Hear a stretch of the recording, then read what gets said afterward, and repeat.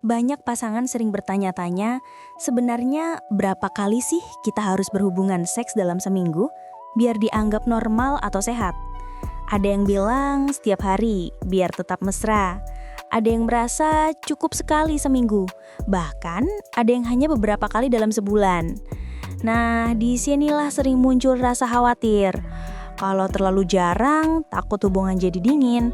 Kalau terlalu sering, khawatir dianggap berlebihan. Pertanyaannya, apakah ada angka pasti yang menentukan frekuensi seks ideal untuk semua pasangan? Atau justru jawabannya lebih fleksibel dari yang kita kira? Kalau kita lihat dari sisi medis dan penelitian, ternyata tidak ada satu angka yang benar-benar mutlak. Namun, beberapa studi menemukan bahwa rata-rata pasangan menikah melakukan hubungan seks sekitar 1-2 kali seminggu.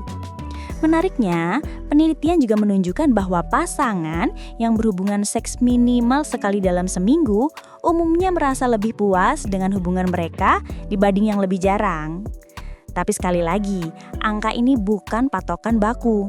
Karena yang disebut ideal itu sangat bergantung pada usia, kondisi kesehatan, tingkat stres, dan kualitas hubungan pasangan itu sendiri. Kalau ditanya kenapa frekuensi seks setiap pasangan berbeda, jawabannya karena ada banyak faktor yang memengaruhi. Pertama, usia. Pasangan muda biasanya punya gairah lebih tinggi, sementara pada usia yang lebih matang, frekuensinya bisa menurun seiring perubahan hormon. Kedua, kesehatan fisik. Olahraga, pola makan, dan kualitas tidur sangat berpengaruh. Tubuh yang fit tentu lebih mudah menikmati aktivitas seksual. Ketiga, kesehatan mental. Stres, depresi, atau kecemasan bisa menurunkan minat untuk berhubungan. Keempat, kondisi hubungan emosional. Kalau pasangan sedang sering bertengkar atau komunikasi buruk, gairah seksual biasanya ikut menurun. Kelima, gaya hidup dan rutinitas. Jadwal kerja padat, kelelahan, atau kesibukan mengurus anak bisa membuat seks jadi semakin jarang. Jadi wajar sekali kalau tiap pasangan punya ritme yang berbeda, karena faktor penentunya memang tidak sama. Kalau frekuensi seks terlalu jarang, dampaknya bisa terasa pada kedekatan pasangan. Ada yang merasa kebutuhan tidak terpenuhi, muncul rasa kecewa, bahkan bisa menimbulkan jarak emosional. Bukan soal angka semata, tapi soal rasa diabaikan. Sebaliknya, kalau terlalu sering, hubungan intim bisa kehilangan makna. Seks jadi terasa rutinitas, bahkan bisa menimbulkan kelelahan fisik atau iritasi. Ada pasangan yang akhirnya merasa seks dilakukan bukan karena keinginan, tapi sekedar kewajiban.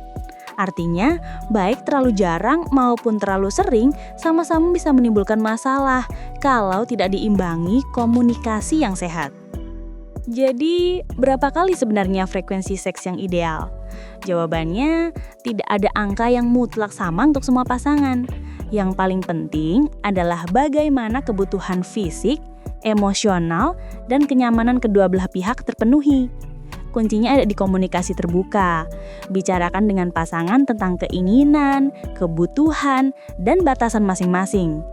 Cari irama yang sesuai, entah itu 2 kali seminggu, sekali seminggu, atau bahkan lebih jarang, selama sama-sama merasa puas dan bahagia. Ingat, seks yang sehat bukan soal banyaknya frekuensi, tapi kualitas kedekatan, keintiman, dan kepuasan bersama. Jadi fokuslah pada keseimbangan yang membuat hubungan semakin harmonis, bukan pada angka semata. Kalau menurut kamu, seberapa penting frekuensi seks dalam sebuah hubungan? Apakah lebih sering lebih baik, atau kualitas lebih utama?